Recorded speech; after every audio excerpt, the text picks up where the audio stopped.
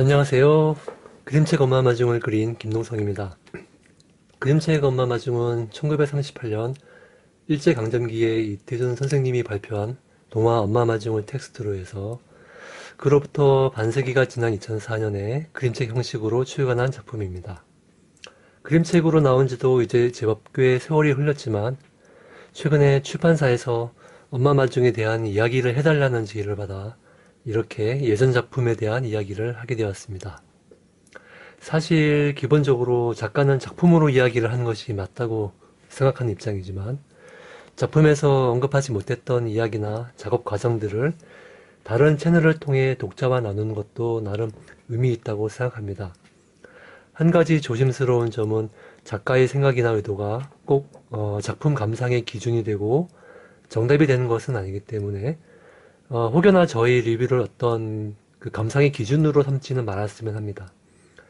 작품은 출판되어 일단 독자의 손에 넘어가면 그때부터는 온전히 독자의 몫이고 감상의 기준이나 평가도 독자가 자연스럽게 느끼는 대로 바라보는 것이 좋다고 봅니다.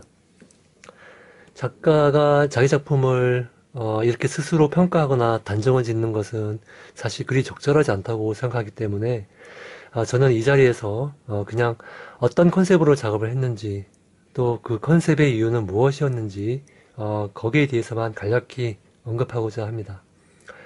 이 점 참고 바라고 지금부터 말씀드릴 내용들은 작가 이전의 독자로서의 엄마 마중에 대한 감상이기도 하고 그림을 책임진 작업자로서 엄마 마중에 대한 이야기이기도 합니다.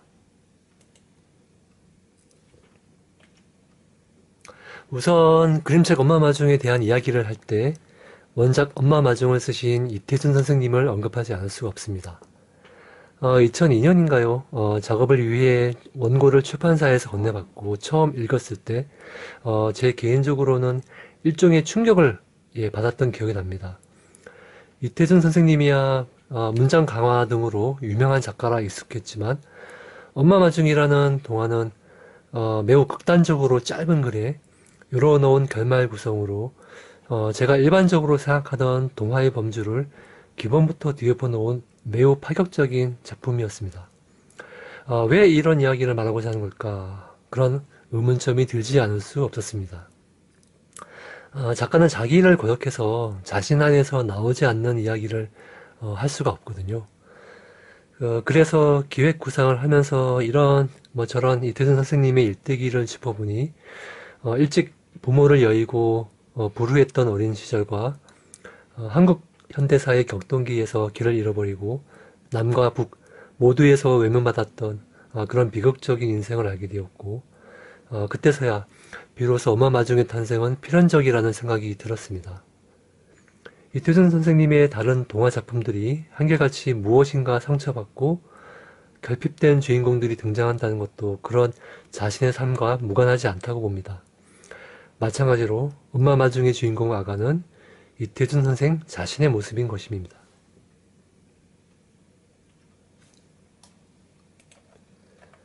네, 엄마 마중의 표지입니다. 그림책 표지는 단순히 표지 이상의 작품의 상징성을 가지고 있어야 합니다. 또한 시장에 나오는 상품이기 때문에 시각적 주목성도 가지고 있어야 하고요.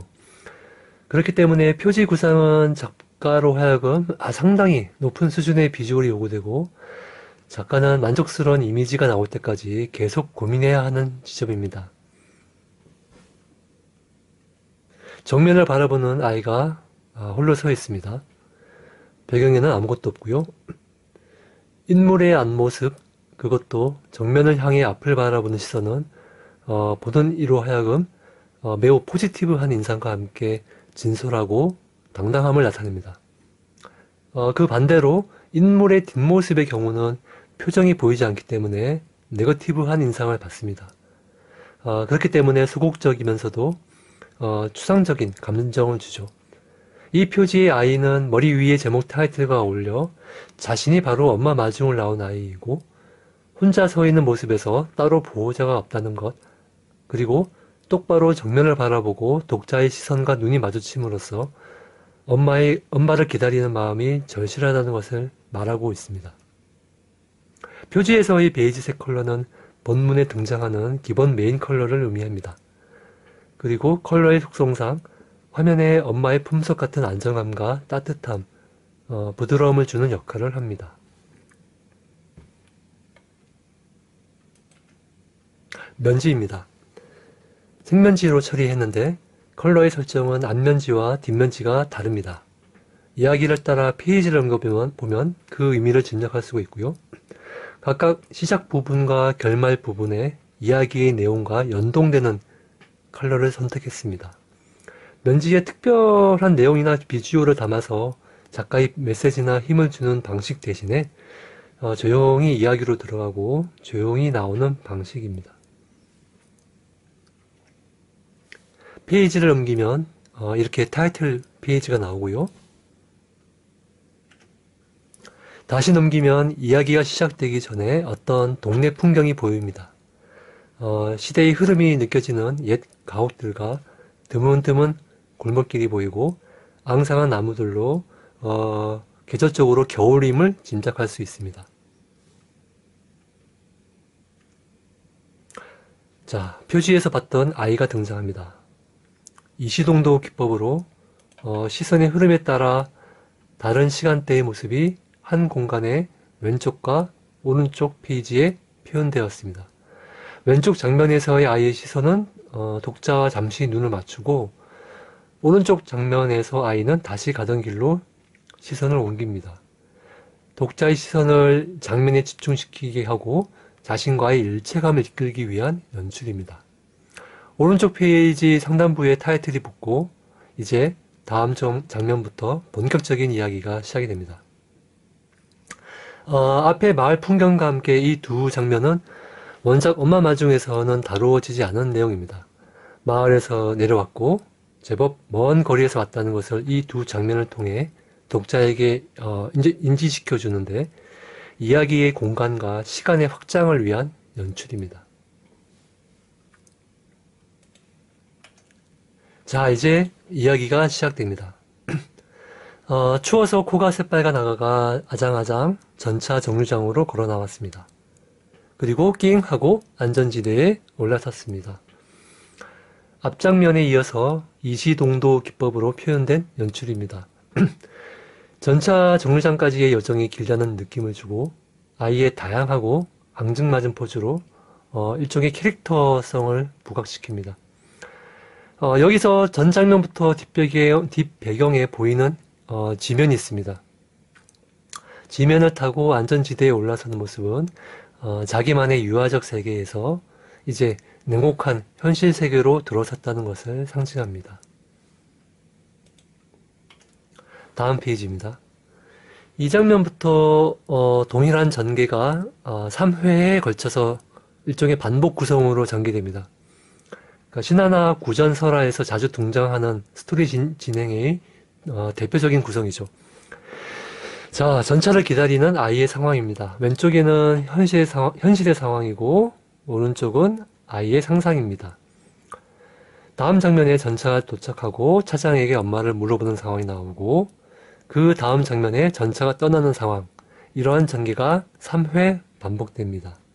대부분의 스토리에서 이러한 반복 구성은 일종의 스토리 전개의 리듬감과 함께 독자로 하여금 어떤 심리적 긴장감을 점차 고조시키고 특히 시간성을 강조합니다. 그러니까 어떤 결과가 나오기까지의 과정을 이런 방식으로 에스컬레이션 했을 때 그 감정의 효과는 더 크게 다가올 수가 있죠.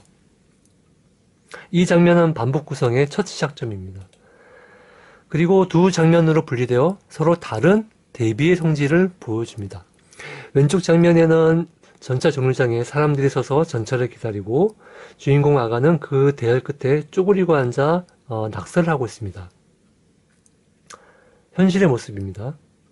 오른쪽 장면은 비대칭적으로 과장된 나무와 전차의 크기에서 독자는 이것이 환상의 모습이라는 것을 짐작할 수 있습니다. 자, 여기서 엄마 마중의 전체적인 연출을 관통하는 매우 중요한 요소가 하나 있습니다. 바로 컬러의 대비입니다. 이 장면도 그렇지만 현실의 모습에서는 라인 드로잉과 저채도로 진행되고 환상신에서는 풀 컬러의 고채도로 진행됩니다. 색을 배제하고 라인으로만 그려진 장면은 그렇기 때문에 되게 단조롭고 지루한 느낌을 주죠. 반대로 화려한 컬러로 색을 채운 환상의 모습은 되게 풍요롭고 생동감 있게 느껴집니다. 바로 아이의 시점으로 바라본 것입니다. 엄마라는 존재를 두고 있는 이 세상의 모든 독자는 그러한 아이의 생각에 본능적인 공감을 할 수 있을 거라 생각합니다. 자, 다음 장면입니다. 전차가 정류장에 들어오고 아이는 차장에게 물어보는 장면입니다. 이내 전차가 왔습니다. 아가는 갸웃하고 차장더러 물었습니다. 우리 엄마 안 와요? 사실 엄격히 말하면 그림에서 아이가 물어보는 대상은 차장이 아니고 운전수입니다. 대화가 이루어질 곳이 실제 차장이 위치하는 전차 뒷문 쪽이어야 하는데 그러면 전차 앞문 쪽 정류장 표지판에 위치하던 아이와의 밸런스가 맞지 않고 왼쪽에서 오른쪽 방향으로 가는 자연스러운 시선의 흐름과도 좀 어긋납니다. 사실 이 작업을 할 때 제일 꼬였던 지점 중 하나로 기억이 되는데 어쩔 수 없이 궁여지책으로 그림상에서 차장을 배제하고 운전수에게 그 역할을 맡기게 되었습니다.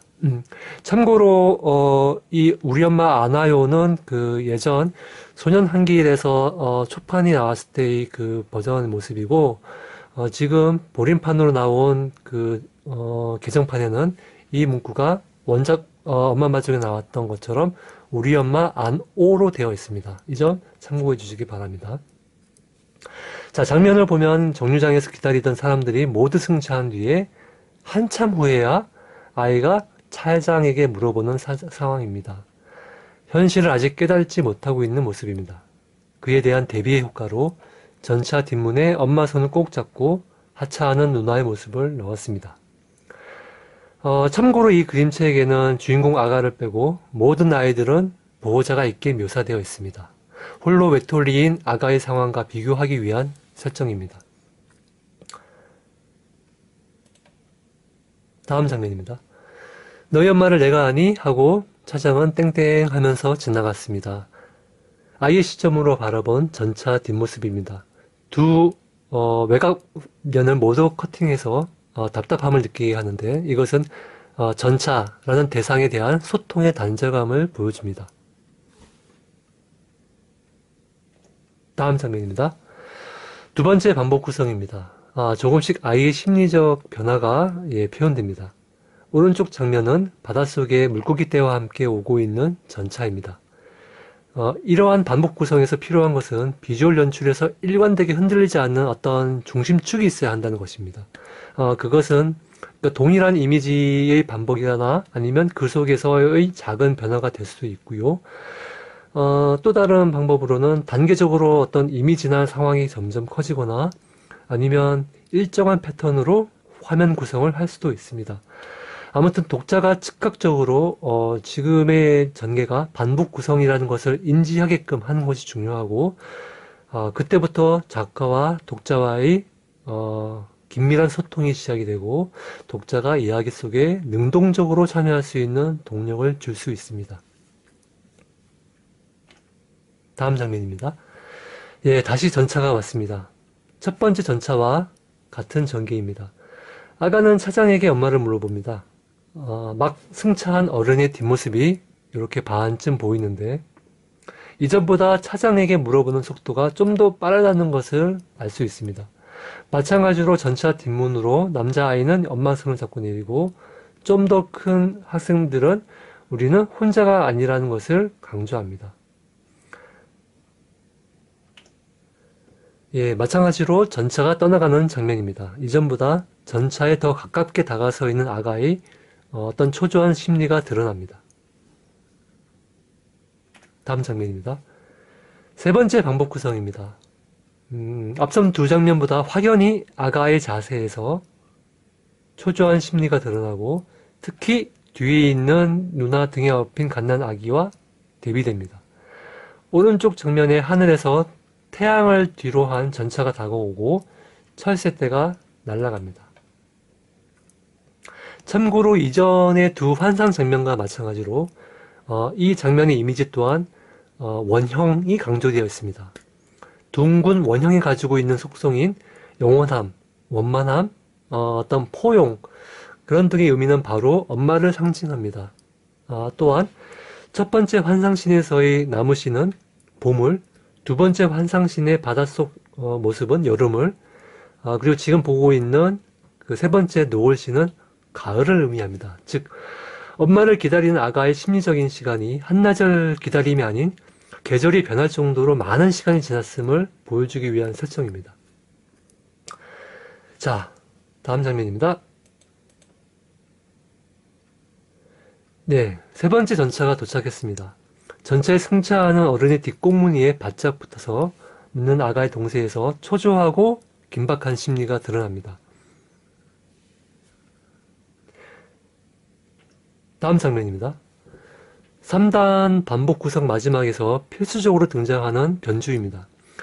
상대적으로 젊은 차장은 이전의 차장들과는 다르게 오, 엄마를 기다리는 아가구나. 다칠라. 너희 엄마 오시도록 한 군데만 가만히 섰거라. 응 하고 대답합니다. 고개를 약간 돌려 내려보는 차장의 동세에서 아가에 대한 배려와 친절함과 함께 지금 아가가 처해 있는 위험에 대한 일종의 경고와 안쓰럽게 바라보고 있는 어떤 연민이 깔려 있습니다.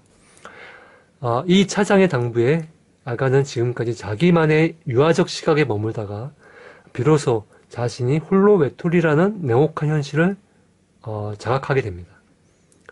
옆 장면에 지게에 잔뜩 짐을 지고 이동하는 보따리 상인의 모습에서 그런 현실의 냉혹함과 일상의 고단함을 보여주고 있습니다.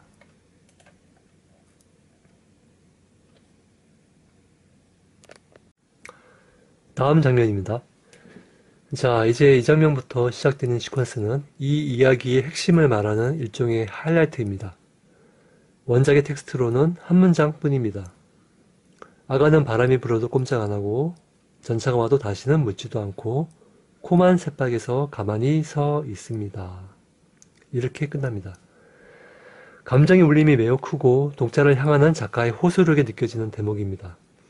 작가 이태준 선생님의 개인사를 염두에 두고 읽으면 그 울림이 더해질 것입니다. 그래서 그러한 절절함을 독자가 좀 더 분명하게 공감할 수 있도록 위 내용을 한 장면에 다 담지 않고 지금 보시는 이 장면을 포함한 4장면으로 나누었습니다. 그리고 지금 장면부터 카메라 앵글을 아가 쪽으로 조금씩 좁혀가면서 마지막 문구인 코만 새빨개서 가만히 서 있습니다 해서 감정의 울림이 극대화될 수 있도록 클로즈업으로 들어갑니다. 이 장면은 이야기 전개의 터닝 포인트고 아가의 처한 현실을 직접적으로 드러낸 장면입니다. 그리고 다음 장면부터 나올 마지막 문장을 위해 의도적으로 텍스트를 배제한 구성이기도 합니다. 이전 장면에는 묘사되지 않았던 주변의 거리와 풍경의 모습들이 크게 드러납니다. 어둑어둑해지는 해질녘, 저녁 준비를 위해 바삐 움직이는 여러 사람들과 그와 반대로 홀로 전차 정류장 앞에 우두커니 서 있는 아가의 모습이 극단적으로 비교됩니다. 즉, 이전 장면까지는 아가의 시각으로 바라본 세계였고 그렇기 때문에 자기 관심사인 전차와 엄마에 대한 상상만이 보였다면 지금부터는 전지적 시점의 시작으로 세상의 시선으로 아가를 바라보는 장면입니다. 아가가 처한 현실이 주변의 전경과 대비되어 확연히 드러납니다. 다음 장면입니다. 마지막 문장이 시작됩니다. 아가는 바람이 불어도 꼼짝 안 하고 카메라는 조금씩 당겨져 아가에 대한 독자의 감정이 자연스럽게 집중되도록 유도합니다. 다음 장면입니다. 전차가 와도 다시는 묻지도 않고 주인공 아가의 시선을 강조하기 위해 다른 인물들의 시선의 방향은 의도적으로 반대로 향합니다. 마지막 문구입니다. 코만 새빨개서 가만히 서 있습니다. 이 장면은 이 시퀀스의 마지막 장면이고 카메라가 점차적으로 클로즈업으로 다가왔고 독자의 시선은 자연스레 아이의 얼굴로 집중되기 때문에 뭔가 강렬한 인상으로 결정을 내야 될 장면입니다. 그래서 아가의 표정 묘사가 매우 중요합니다. 한편으로는 뭔가 찡한 느낌을 슬픈 느낌을 연출하려는 작가의 우중을 아가의 표정에서 노골적으로 드러내면 되려 독자의 입장에서는 어떤 특정한 감정을 강요받는다고 느낄 수 있으니 작가는 특히 조심해야 합니다. 원칙적으로 그림책을 감상할 때는 책을 덮을 때까지 독자는 작가의 존재를 느끼지 않는 것이 바람직하다고 봅니다. 참고로 이태준 선생님이 쓰신 엄마마 중에서 묘사된 주인공 아이는 딱히 특별한 캐릭터성을 가지고 있지 않습니다. 특정한 이름도 없고 아가의 성격이나 생각이 드러나지도 않습니다. 이런 몰개성의 아이 캐릭터는 마치 옛 설화에 등장하는 인물처럼 무중력의 투명한 존재로 보이는데 저는 이 지점에서 작가 이태준 선생님의 불우한 성장기가 연상되어 참으로 안타깝게 느껴집니다. 우리가 흔히 언급하는 한자로 모국이라는 말처럼 엄마와 국가라는 개념은 우리 인간에게는 무엇과도 바꿀 수 없는 절대적 존재입니다. 마땅히 인간이라면 당연히 누려야 할 가치이기도 하고요. 하지만 어린 시절 이태준 선생님에게는 이 둘이 모두 없었습니다. 엄마와 국가의 상실은 한창 사랑과 보호를 받고 자라야 할 어린 이태준에게는 그 무엇으로도 메꿀 수 없는 비극이었을 것입니다. 그러한 결핍의 아픔을 여기 엄마 마중의 아가를 통해 말하고자 하는 것이 아닐까. 엄마에 대한 사무치게 그리운 심정을 코만 새빨개서 가만히 서 있는 아가를 통해 위로받고 싶은 것이 아니었나 생각됩니다. 자, 여기까지가 원작 엄마 마중의 끝입니다. 그런데 그림책 엄마 마중에서는 여기에 세 장면이 더해집니다. 원작과 다른 그림책만의 차별화가 필요하다고 생각했기 때문입니다.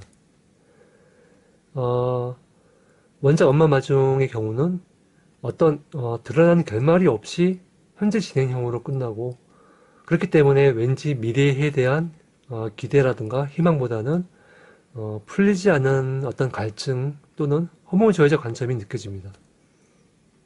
엄마 마중은 엄마에 대한 원초적인 그리움을 이야기하는 작품입니다. 그래서 원작에서 다루던 그리움과 그에 따른 기다림의 정서를 더 확장하고 더 깊이를 주는 것이 그림책 엄마 마중의 가치와 역할이지 않을까 합니다. 그래서 그림책 엄마 마중에서는 원작에 없는 시퀀스를 하나 더 했습니다. 다음의 세 장면은 원작에 대한 그림 작가의 일종의 오마주라 보시면 되겠습니다.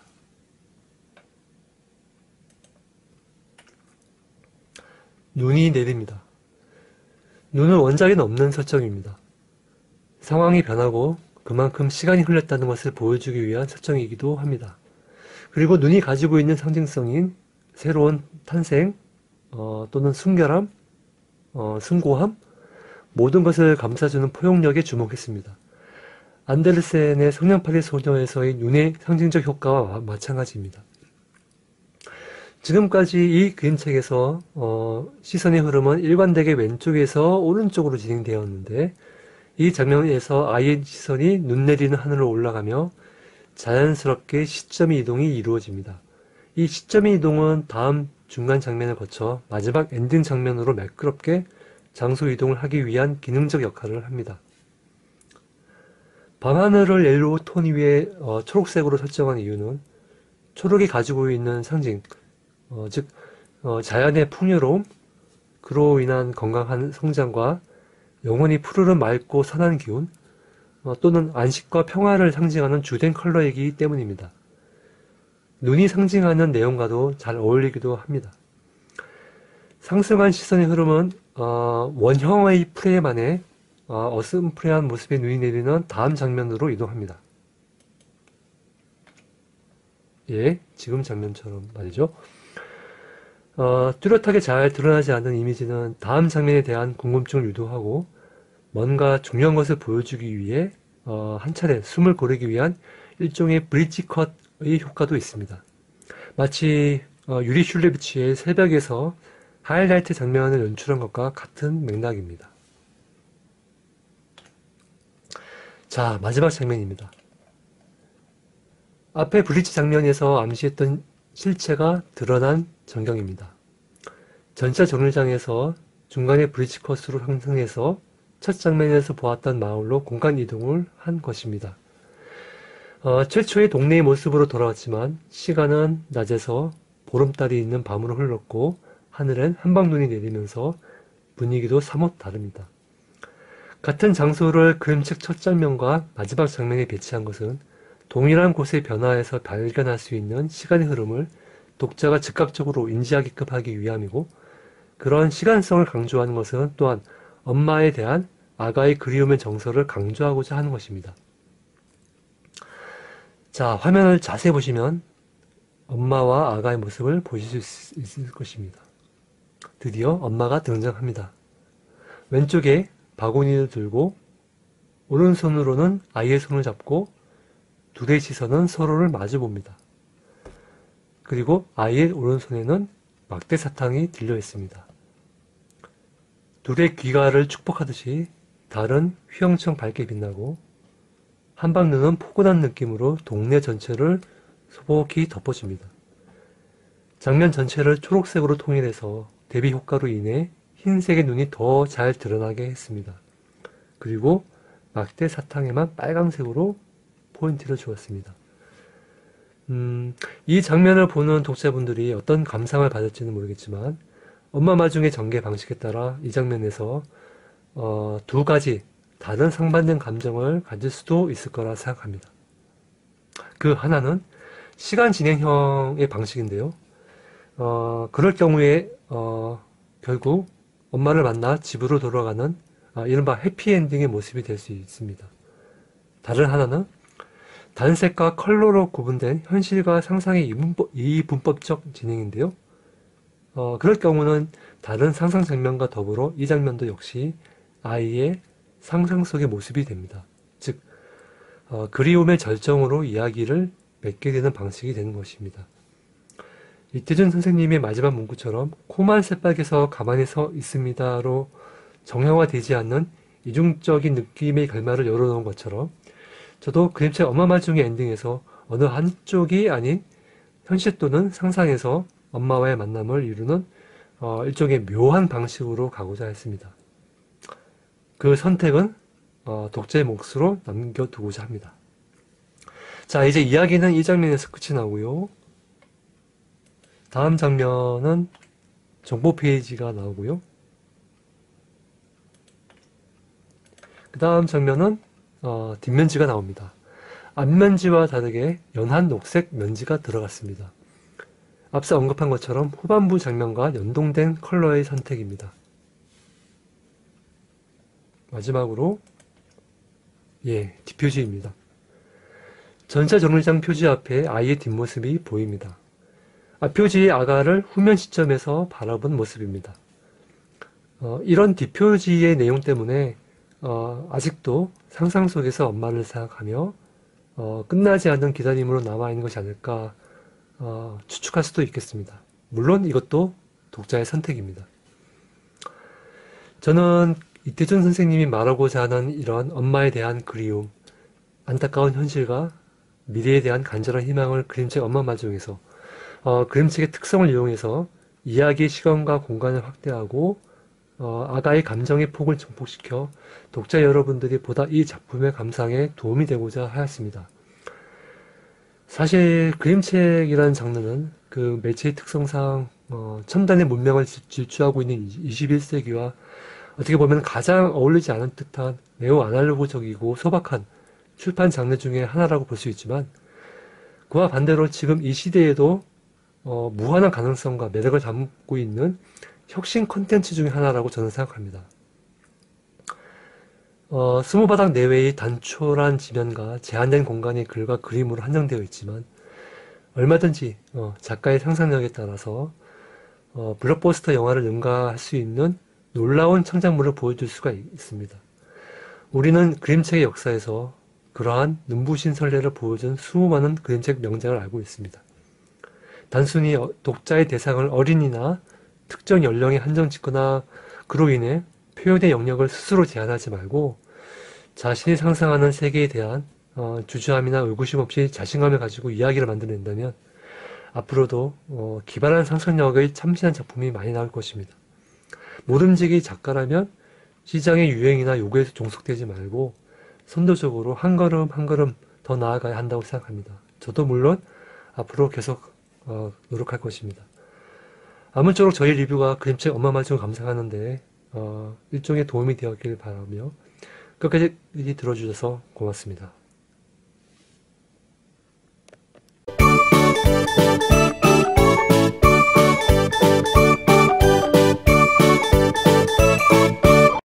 바느질을 하자. 실수? 다시. 바느질을 하자. 어떻게 된 거야? 바느질 잘한다고 여태 자랑을 했는데 왜 안 들어가는 거지? 머리기름을 바르면 되죠? 한번 발라볼게요. 자, 한 번 더. 시원하다. 자, 이제 들어가나 볼까요? 바느질을 하자. 이상하네. 시작. 바느질을 하자. 바느질을 하자. 들어가나 볼까요? 바느질을 하자. 오! 머리 안 감은 친구를 위해서 박수. 또 하나. 아고, 왜? 이를 어쩌지? 아가가 벌써 마을을 내려가 버렸어요.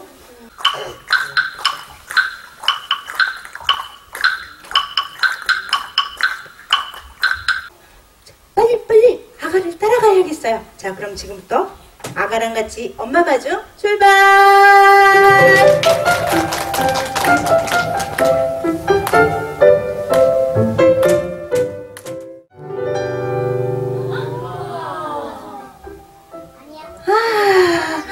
책 속에서 뚝 하고 떨어졌어요. 그만해 아가야. 또 떨어진다. 그래, 그만해. 조금 더. 그것도 차려고? 에이, 안 되지? 다리가 짧아서 잘 안 될걸? 안 되지? 손으로 굴리고? 어머나. 아가야, 그만. 동네 황하구나.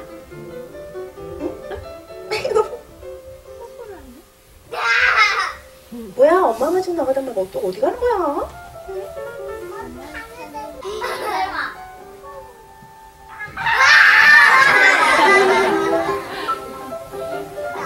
괜찮을까? 귀엽다고.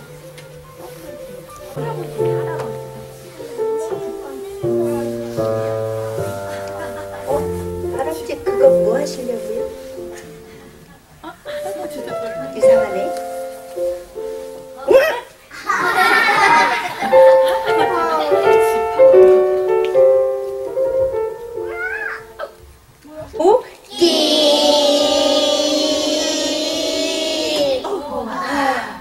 하고 안전지대에 올라섰습니다.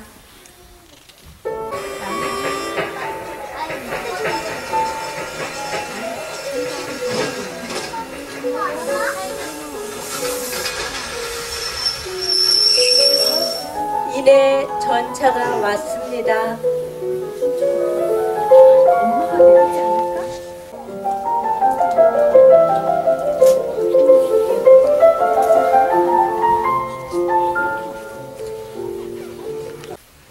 우리 엄마 안 와? 너네 엄마를 내가 아냐?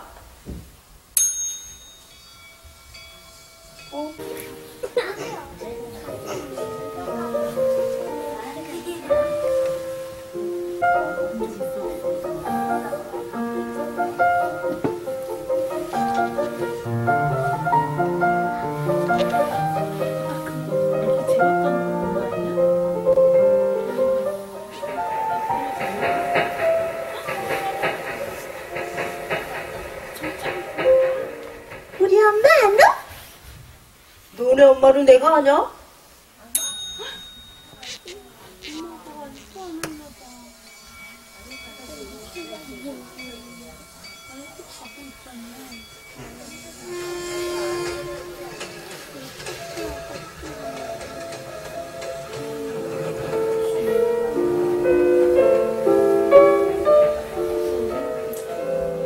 세 번째 전차를 타려는 사람들.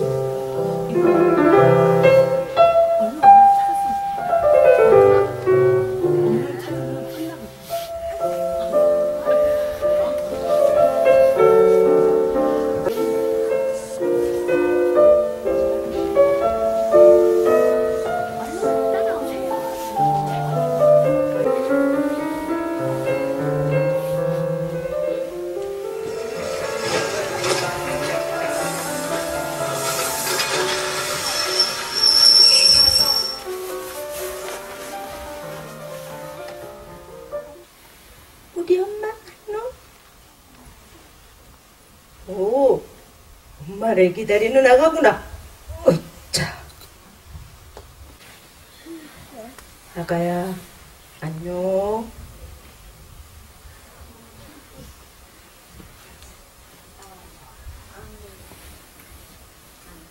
에이.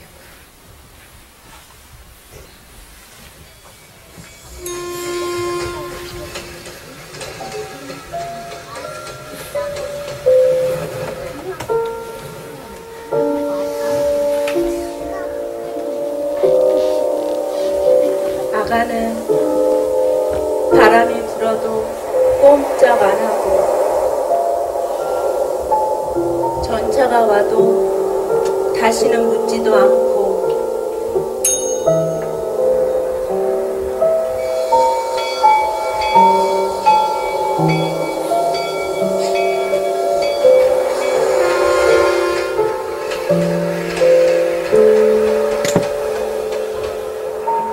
아가는 포만빨개져 가만히 서 있습니다.